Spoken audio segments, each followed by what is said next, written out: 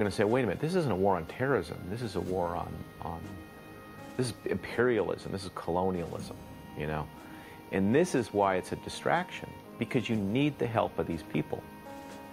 If you get this view that the CIA and the FBI are lurking around the bazaars and the souks of the Middle East and handcuffing people or assassinating, that's not the way the world works.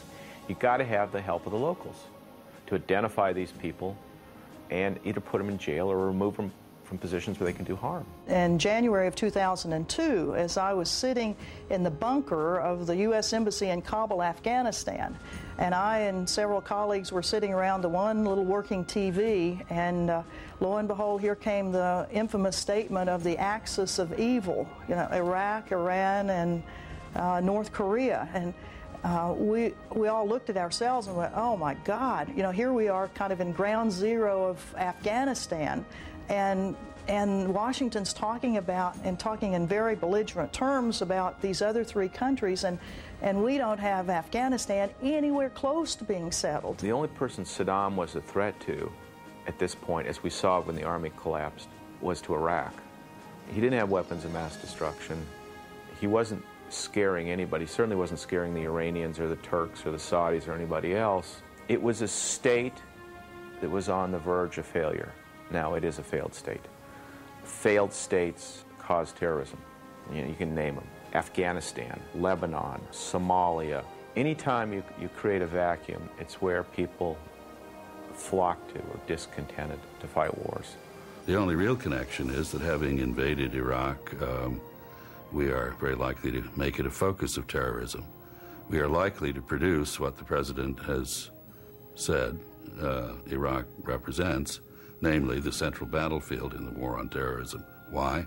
Because we've sent a lot of Americans into a place where they're sitting ducks for people who think the only good American is a dead one.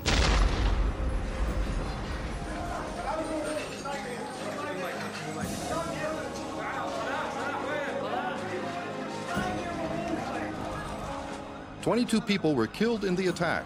About an hour ago, a massive car bomb ripped out the corner of the building here, and the casualties are still coming out."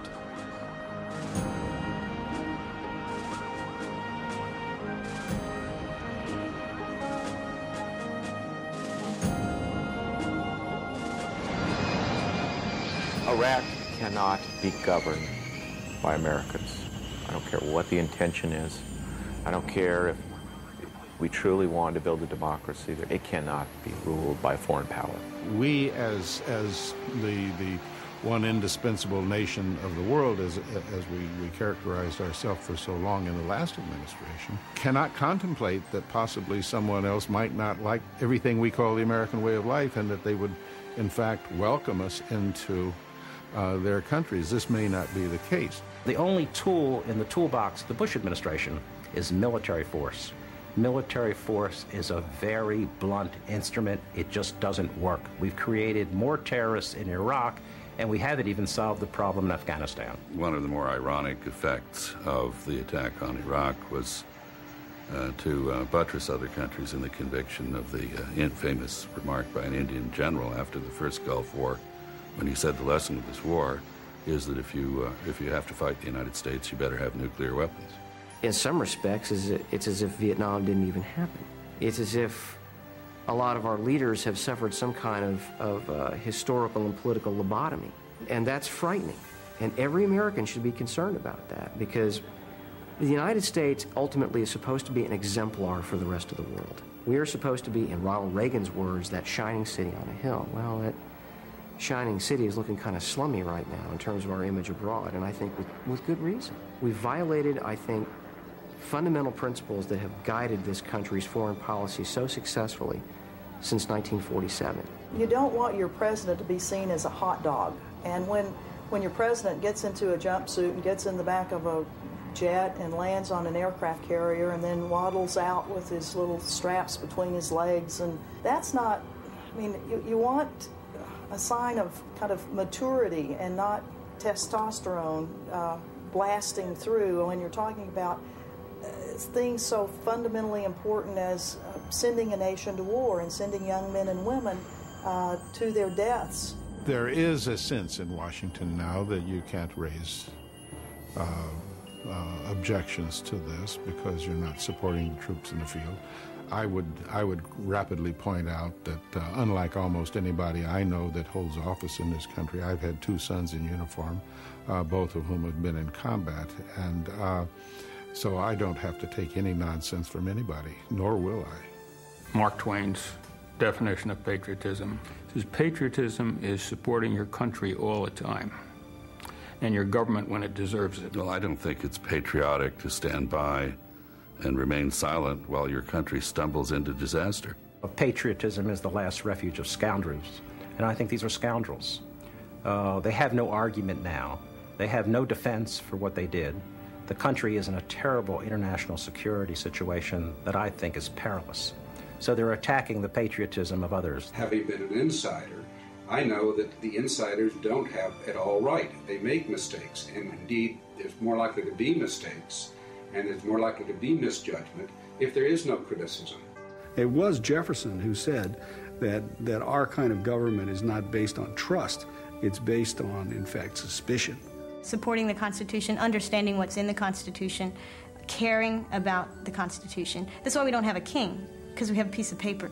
So I think that is patriotism. It's not just those of us who've been privileged to serve actually in the government who are the patriots.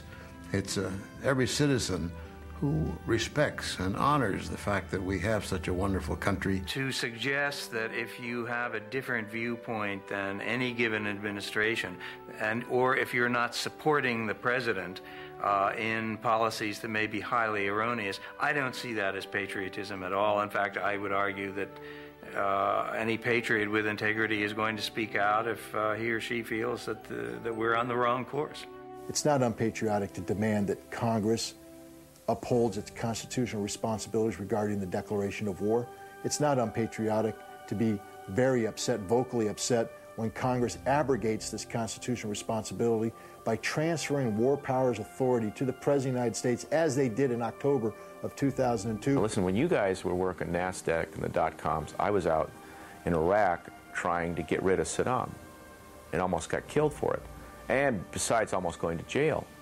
So it doesn't take a whole lot of courage for me to come out against the war, and I did at the beginning, but I was studiously ignored. When we did the first Gulf War, when I came out of Baghdad in 1991, I met with the President of the United States, I met with the senior leadership of both parties, and the one thing that sticks with me to this day is the extent to which each one of them explained to me in very emotional terms the extent to which they had to plumb their consciences to come to a decision on how to vote on the use of force authorization. It had been a moral decision on their part.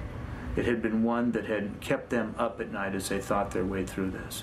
We owe our soldiers, our sailors, our airmen, and our Marines nothing less before we send them to battle. Sometimes the true patriot takes the unpopular course, but helps their country avoid mistakes. And even if they can't persuade, at least they tried. For me, America is this amazing land of opportunity, of beauty, of idealism, of hope. It is a beacon to the world. It's a place of fantastic people. And what infuriates me more than anything else is that this administration has systematically slandered, libeled, blackened the image of America to our friends and allies around the world. Having the authority and the ability to go and wage war is a very, very solemn thing, and it needs to be done with care and with deliberation and with genuine forethought. And I think that none of that was present in the lead up to this entire debacle that we now call enduring freedom. When the emperor has no clothes, you have to have the presence of mind and the courage to stand up and say, the emperor has no clothes.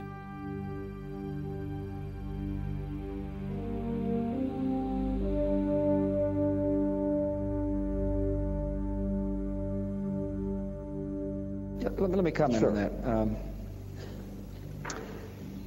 I'm not so sure the role of the United States is to go around the world and say this is the way it's got to be.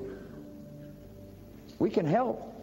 And maybe it's just our difference in government, the way we view government. I mean, I want to empower people. I want to help people help themselves, not have government tell people what to do. So I'm not exactly sure where the vice president is coming from, but I think one way for us to end up being viewed as the ugly American is for us to go around the world saying, we do it this way, so should you. Now, we trust freedom. We know freedom is a powerful force, much bigger than the United States of America, as we saw recently in the Balkans. But maybe I misunderstand where you're coming from, Mr. Vice President, but I think the United States must be humble and must be proud and confident of our values, but humble in how we treat nations that are figuring out how to chart their own course.